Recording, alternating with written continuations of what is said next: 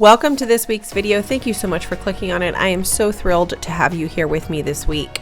If you watched last week's video, you know that we moved into our dream house down here in Georgia. We are now out of the rental and into our own home, and we are super excited. So now the work really begins. We have so much to do. First, we really just need to get unpacked as much as possible and get settled so we can get back to somewhat of a normal life before we continue moving on with all of the renovations and plans that we have for the house. So this video, I'm not going to be doing a ton of talking. This really is just a full 30-minute video of unpacking and hopefully some good motivation for any of you out there that is going through the same moving process as us. If you want to just pop this on and pack or unpack along with me, please do so. I hope you enjoy the music, and I'm going to keep all of the talking to a minimum.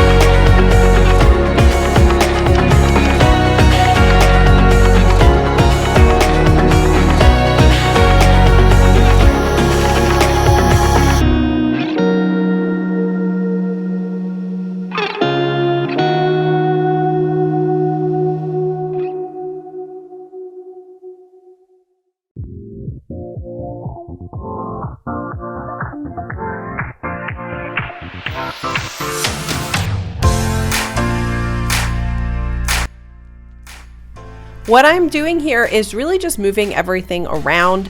If you saw last week's video, you saw my little color chart. I had color coded the packing tape on the boxes so that the boxes would end up somewhere in the correct vicinity, or at least on the correct level of the house, meaning certain color boxes were for the basements, the yellow was for the main floor, and the red was for upstairs, so that at least the movers moved the boxes onto the correct level of the house. And then I didn't really care what room they put it in, but now I'm just trying to sort through and get the appropriate boxes into the appropriate rooms, like kitchen with kitchen, dining with dining, bedroom with bedroom, so that at least I can start unpacking stuff and everything is somewhat where it needs to go.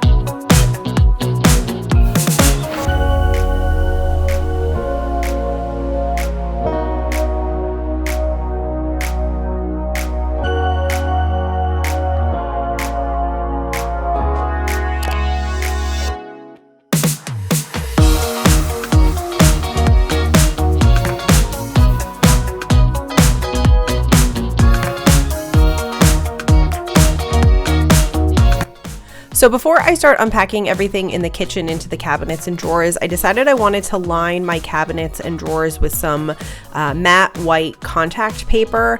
I chose to do this for a couple of reasons. While these cabinets are original to when the house was built, which is actually not that old, it's only just under 20 years. The house was built in 2003, and overall the cabinets are in really good condition, which is why I decided to repaint them, which you'll see in another video, and that's also why all of the doors are missing on the cabinets right now. I'll get into more on that later. But really, some of the cabinets and drawers are really worn. They must have been the most popular, cabinet or the most used drawer, and they're really worn and kind of gross. So I needed to line them with contact paper before I put my stuff in, and I decided just to do it everywhere so that everything looked nice and consistent. I got this contact paper on Amazon. I'll put a link to it in the description box below. It was very affordable and super easy to install. You just measure everything out on the grid pattern on the back, draw it out, cut it out, peel, and stick it on. You'll see me do that here in a minute, and I had the entire kitchen done in probably about 2 hours.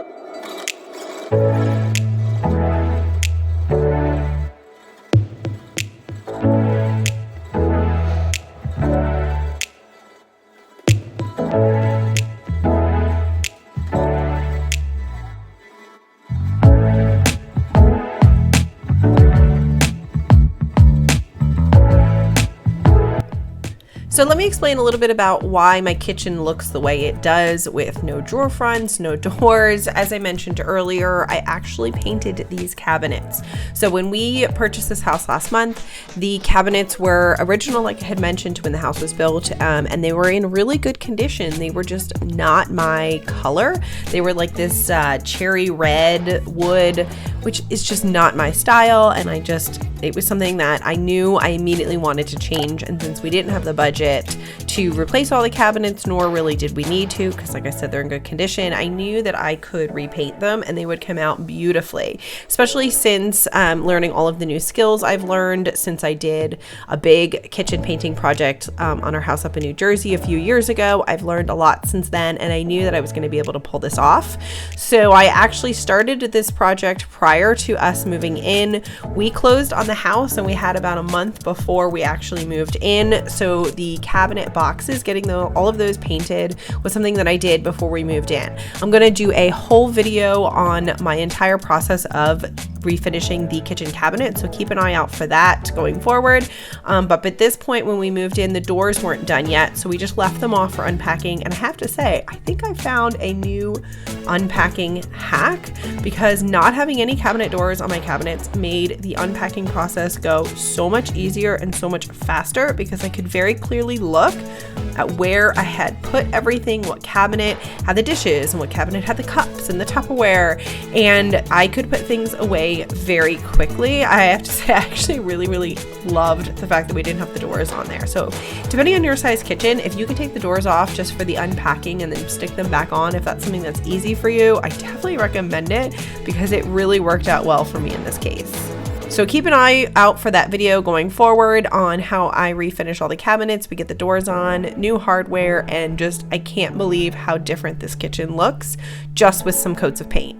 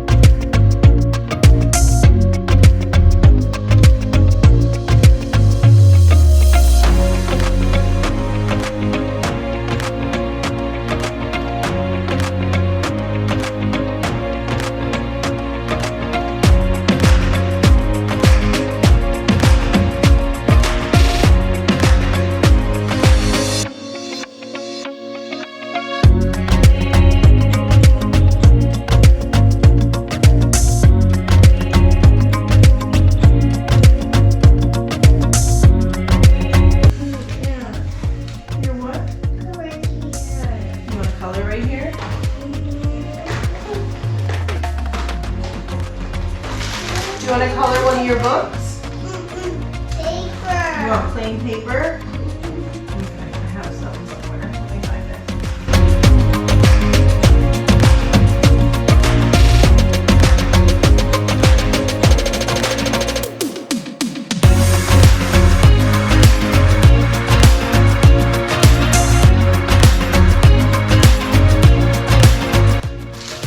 Yeah, do you want to use your book from earlier?